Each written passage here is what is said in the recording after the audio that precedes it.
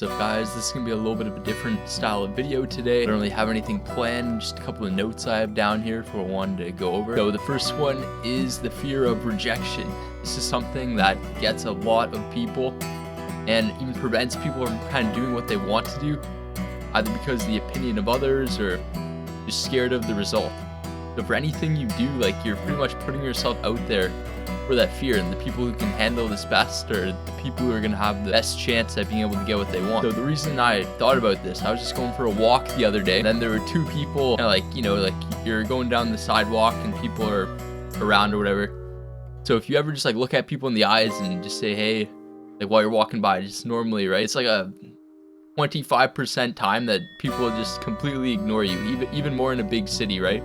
Or depending where you are. But it really makes you think. You can have like a different perspective on just talking to someone, randomly going for a walk, that can completely change how you think about it. So you could be anxious, right, walking by someone, like, when you see them down the road and just kind of, you got your headphones in, listening to something, you're just like, oh man, like I don't want to be bothered, right?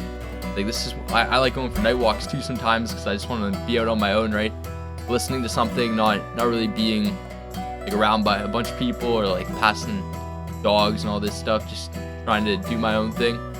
Listen to a book or podcast or something while I go out, get some exercise, get the steps in for the summer shred. But yeah, to get back on track, like, 25% of the time, people just completely ignore you, which is essentially rejection, right? So you think about that. Like, there's this book, 100 Days of Rejection or something like this, where it just has you do a different thing every single day. And the whole point of this is to build up your tolerance. Like, everything is a learnable skill. Everything is a muscle that you can develop. Even your fear of rejection. So I did door-to-door sales for a summer, and that was probably like the most amount of rejection, or maybe like cold calling people every day. It's like the most amount of rejection you can physically get. Like knocking on like 200 doors a day, right? And just having like 100 people that answer something. Like, majority of them, like maybe like 93 people out of 100 that talk to you are gonna like slam the door in your face, say they're not interested, something like this, right? Sales is a really good way for building up this tolerance to rejection. But obviously you can see the benefit of something like this in sales if you're in business, being able to deal with rejection.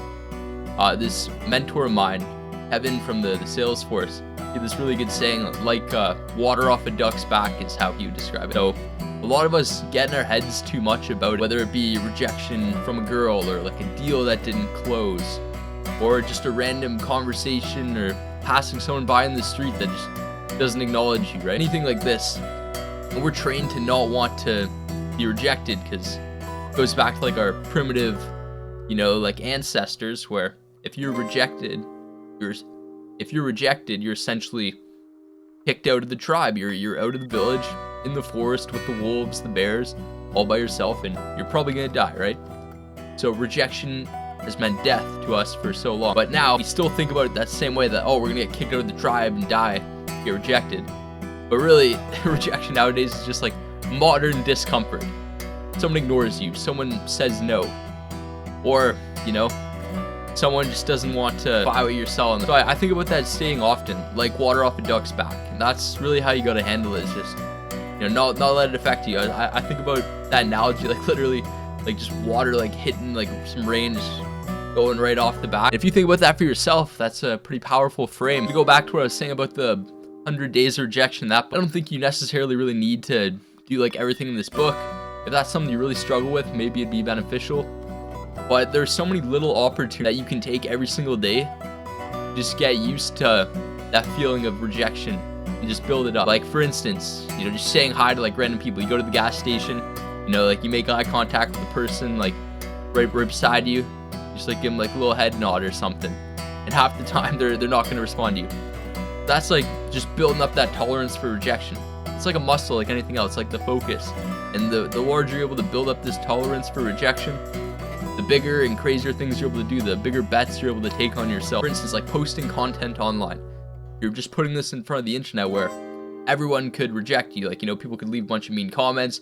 People can make like a bunch of edits about you, like anything, right? You're putting yourself out there to criticism. You're in the public arena, if you will. But the flip side of that is, like, you could build something massive, like a brand like Mr. Beast or Logan Paul, KSI, any of these guys. And now we're just like multi-millionaires, like billionaires, because they put themselves out and had the opportunity to get rejected, doing all this stuff, but it paid off, right? So there's this other saying I like that my sales mentor would always say during the summer is, do what's hard now and things will be easier later, or some paraphrase to that, right? So rejection is hard, obviously. If you are able to suffer through a lot of rejection now, usually the rest of your life, or like things going on after, will be easier because of that, because you're able to deal with harder things. If you can do hard things now, things get easier later.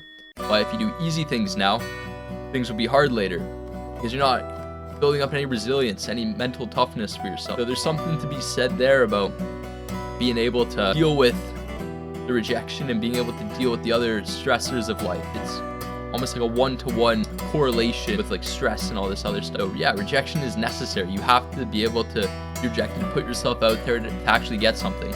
If you're taking action on your main thing or whatever you want, like, you're probably gonna suck at it starting off. Like, you just started, why would you expect to be good? It's like playing the piano, right? If I put you in front of the piano and tell you to play Mozart, like, you would have no idea what to do if you haven't played piano before. But for other things, we expect to be good at things right away without having to put in all the reps. So for sales, that involves a lot of rejection.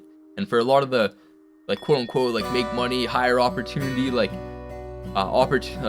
income opportunity jobs out there, or businesses out there, it's going to involve a lot of rejection, right? You know, business is sales, so you pretty much have to sell something. That's going to involve a lot of people saying no to you, because, you know, if everyone said yeah, like, life would be too easy to say. So instead of doing like 100 things in the book, you just take these little opportunities, build this up. Or if you're doing a business, like doing sales, just cold calling people,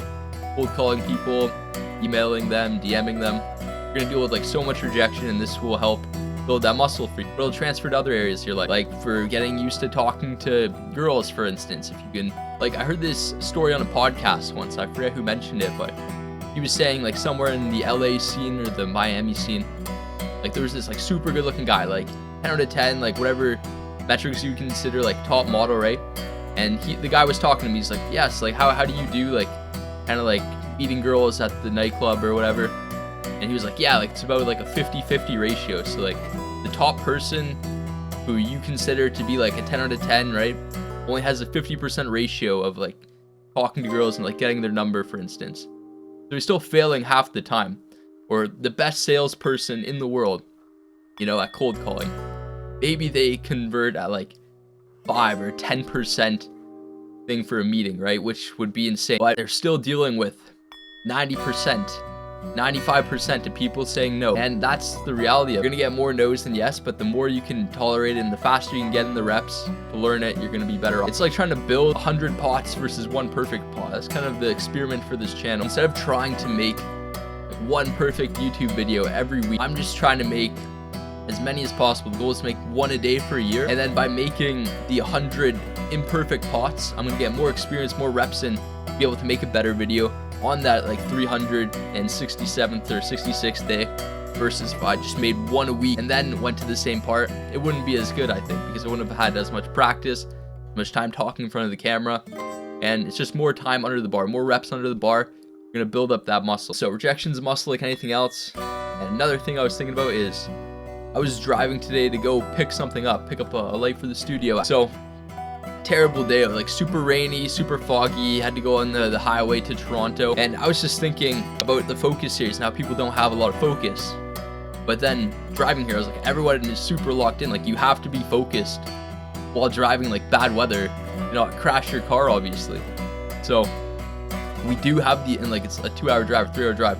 So if you were to go to a friend's house who lived like 5 hours away, he goes to a different school or something, and then it's like snowing or raining really bad coming back, or an Airbnb, you're leaving for vacation, having to return, you can't just stay there, right? You have to go and brave the weather, if you will. So how are you able to focus for, you know, 2, 3, 4, 5 hours driving like this, but then not for other things? Well, because it's essential, right? You have to, or you will literally die. So I believe with enough on the line, like, anyone can really get themselves to focus and do the hard work. So that's just a little caveat on it. But anyways, that's it for me today. Take consistent action on your main thing and don't stop. Peace.